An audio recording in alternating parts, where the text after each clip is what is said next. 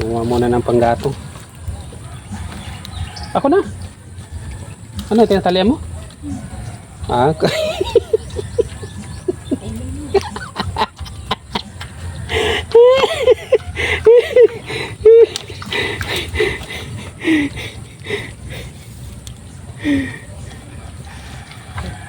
kala ko ikaw yung magpapasan. Mangunguha tayo dito ng gulay. Baka may gabi pa rito mga idol. So yan mga idol, maghapon yung ulan. Tubigan na naman mga idol. Oh. Puno na naman ng tubig dito. Lumalangoy-langoy na sila dito. So yan mga idol, tingnan natin. Nangunguha si Inday ng kuwan. Ang gatong ngayon. Oh. Yan mga idol. Tingnan ko kung may gabi pa rito. Yan mga idol, oh. Hindi pa tayo makapagtrabaho dito. Hindi pa ako mga idol makapaglinis dito. Gawa ng panayang ulan. Mga isang araw, dalawang araw lang na umaraw. Ay sunod-sunod pag umulan, sunod-sunod uli. Wala yung gabi rito. Uy. Anong babiram dito pala yung ginawang tubugan mga idol. Oh. Ayan oh. Kasi lumabas daw dito yung baboy damo na nakakulong dito mga idol. Baboy damo ni Dennis. Tapos dito nanganak sa labas. Ayan oh. Umapaw yung kanal. Sobrang lakas pala nung baha kagabi. Kaya kanina mga idol. Ayan, umapaw. Ayan mga idol, yung baboy ramo nilagyan ng kawawa naman. Nandyan sa may damuhan. Diyan sa nanganak mga idol. Ang galing niya, no? Pinatag niya yung mga damo na yan na matataas mga idol hanggang doon. So talagang matalino siya. Sinigurado niya mga idol na walang makakalapit basta-basta dyan sa may mga biik niya. Ayan no. Na siniguro niya na palapit pa lang makikita niya na yung mga haras sa o yung panganib na para sa kanyang mga biik mga idol. Ayan, pinatag niya kalain mo yun. Galing siya dito. Ayan mga idol, binutas niya. Ayan ito binutas niya. Binutas niya ito mga idol.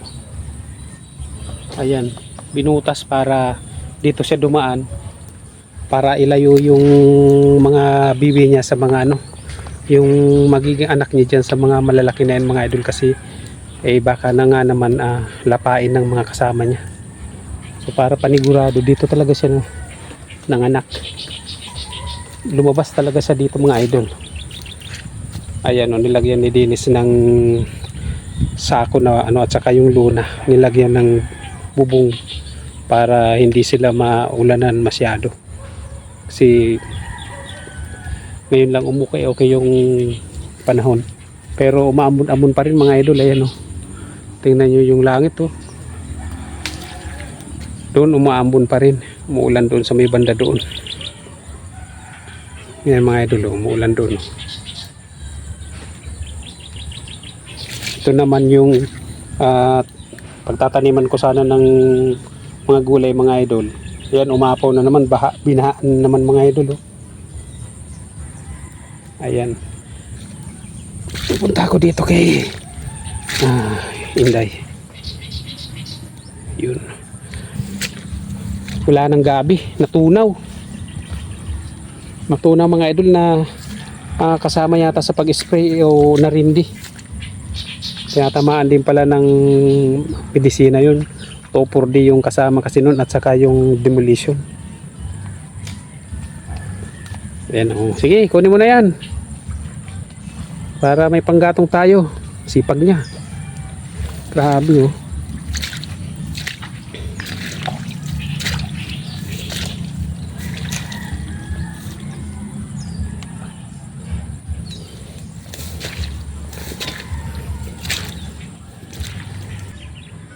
yung kamansi hindi rin nagkaroon ng bunga. Ay, oh. Pagkatag-ulan mga idol, damay din yung kamansi. Hindi siya namumunga at parang namamatay yung mga sanga niya. Gawa ng yung mga ugat niya, sobra-sobra yung tubig na nasisipsip.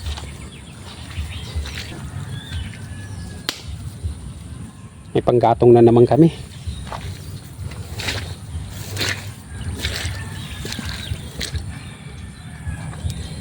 Okay na muna yan.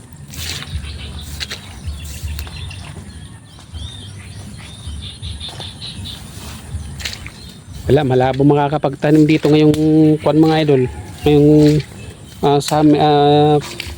February. Kasi ayan pa lang yung ano nung damo. At saka panay ang ulan, sigurado hindi tutubo dito mga idol yung sitaw. At saka okra. Sigurado mamamatay din sila sa sobrang ano ng tubig, babad. Ayan mga idol, oh. Kahit yan sa may daanan namin, puro tubig. Ayan. So yan mga idol, uwi muna kami. Ito yung panggatong. Oh, kumuha muna ng panggatong. Ako na. Ano, tinatalian mo? Ah,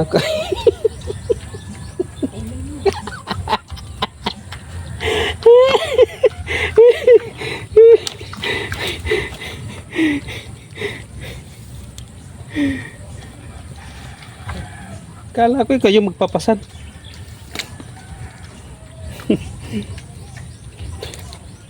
Kala ko siya yung magpapasan mga idol. Kaya hanggang dito lang muna mga idol. Mula na naman.